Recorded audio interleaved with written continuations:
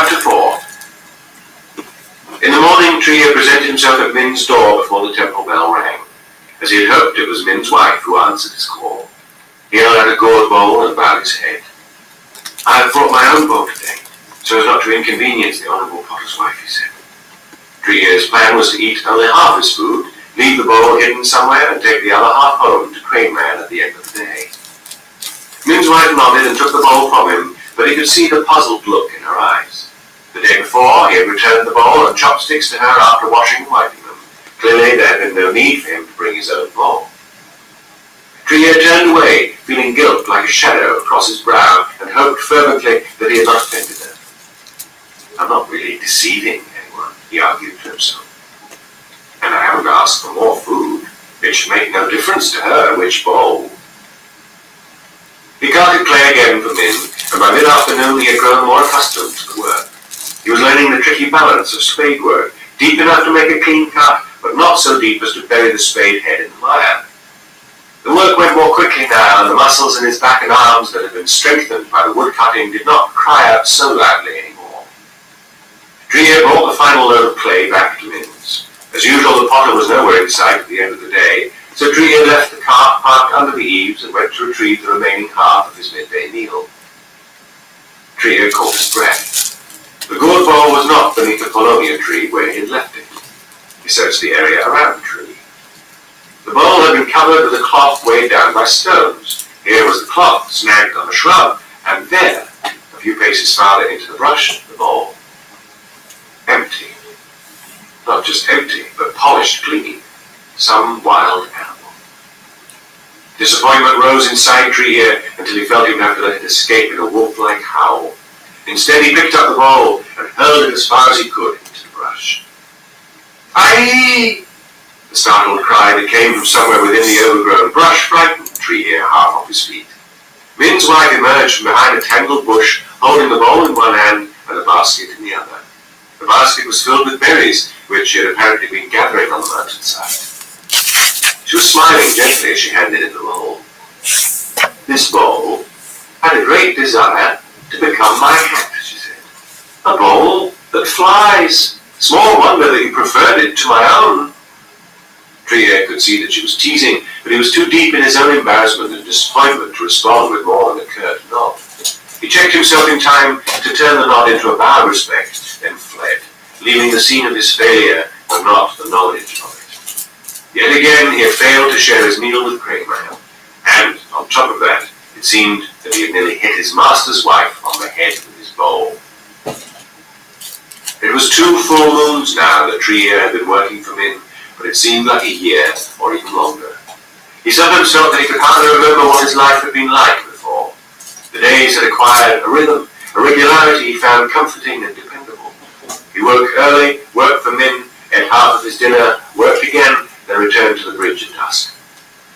In an attempt to discourage wild animals from eating the other half of his food while he worked, Trier had taken to hiding it closer to the house. At a far corner of Min's yard, he had dug a hollow just big enough to hold the bowl, and had found a large flat rock nearby to use as a cover. It looked quite unobtrusive, and he had been pleased to find the food untouched the first time he hid it there. Since then, he had been able to bring Crane Man supper every night. This was his greatest satisfaction. The meals provided by Min's wife were simple, but they never failed to delight his friend, who opened a gourd parcel each evening as if it were a gift of royal jewels. "Bean curd tonight," Crane Man would say, his eyes gleaming. "With cucumber kimchi as well. Truly a felicitous combination. Soft bean curd, crunchy cucumber. Bland bean curd, spicy cucumber. That woman is an artist." Several days after he had begun using the new hiding place, Trier made an odd discovery. As usual, he had eaten half his meal at midday. On retrieving the bowl after the day's work, he unwrapped the cloth as he always did to check on the bowl's contents. The bowl was full again. Trier stared in surprise. He looked toward the house, but neither Min nor his wife was in sight, and every evening thereafter he returned to find the bowl full, with enough supper for both Crane Man and himself. Trier was learning a new skill now, the draining of the clay. It was a tedious process, but one that held his interest. At some distance from the house, near a clear running stream, a series of shallow holes had been dug and lined with several layers of rough grass cloth. The clay was shoveled into one of the pits and water mixed in to form a thick, viscous mud. Trier stirred and stirred the mixture with a wooden paddle until the clay and water were uniformly combined. Then the sludge was scooped up and poured through a sieve into a neighbouring pit. The sieving winnowed out tiny pebbles and other impurities. Finally, the clay was left to settle for a few days until the water at the top either had drained away or could be baled off. Min would squeeze handfuls of the purified clay or rub it between his fingers. He usually did this with his eyes closed, the better to feel it, Trier supposed. He did not ask, for Min preferred to work with as few words as possible. The potter would bark terse commands which Trier struggled to satisfy by whatever means were available to him, watching Min, watching other potters experiment. He did not know why Min did not explain things more fully. Trier's mistakes often cost valuable time or wasted valuable clay. Then Min would shout or scold while Trier stared at his toes in shame and, more often than not, resentment. But since that first day when Trier damaged the box, Min had never raised a hand against him. Throughout the first few scoldings, Trier had braced himself, ready for the pummeling that would surely follow, like those he had endured when caught raiding a rubbish heap. They had not come, then or ever, even at the height of Min's scorn and rage. The stirring, sieving, settling and baling were repeated any number of times until Min was satisfied with the residue. It depended on the job at hand. If the clay was for a sturdy teapot to be used every day, a single draining might suffice. But for a finely wrought incense burner commissioned by a wealthy merchant as a gift to the temple, the clay might be drained twice or even 3 times. Clay that passed Min's inspection was formed into a large ball, ready to be thrown on the wheel. The ultimate in drainage work was reserved for the creation of the celadon glaze. For this, half a dozen drainings might not be enough.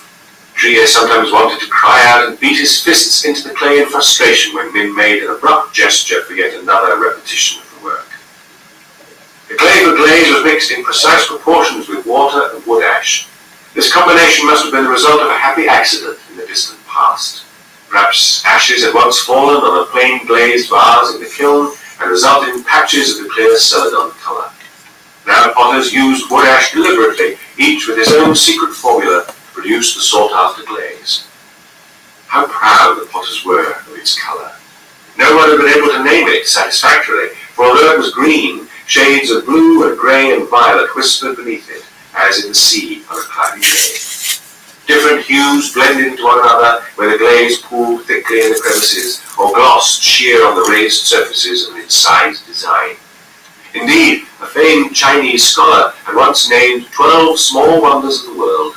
11 of them were Chinese, and the 12th was the colour of Korean celadon pottery. The children of Topo learned this story almost before they could walk. Trier could feel the difference between the results of a first draining and that of, say, a third. After 3 times through the sieve, the clay was noticeably smoother, with a silky touch as light as feathers. By comparison, the residue of a first draining felt almost gravelly. But once the process had been repeated 3 times, subsequent drainings did not seem to make a difference, at least not to Trier. He would squeeze his eyes shut, hold his breath, and rub the clay between his fingers, trying desperately to detect whatever was different about a 5th or 6th draining. What was it that Min felt? Why couldn't Trier feel it himself? Min never indicated any satisfaction with Trier's work. He would merely pick up a ball of clay and stalk off with it toward the house. Trier would stay behind to attend to the draining, resigned and envious in the knowledge that Min was taking the clay to the wheel.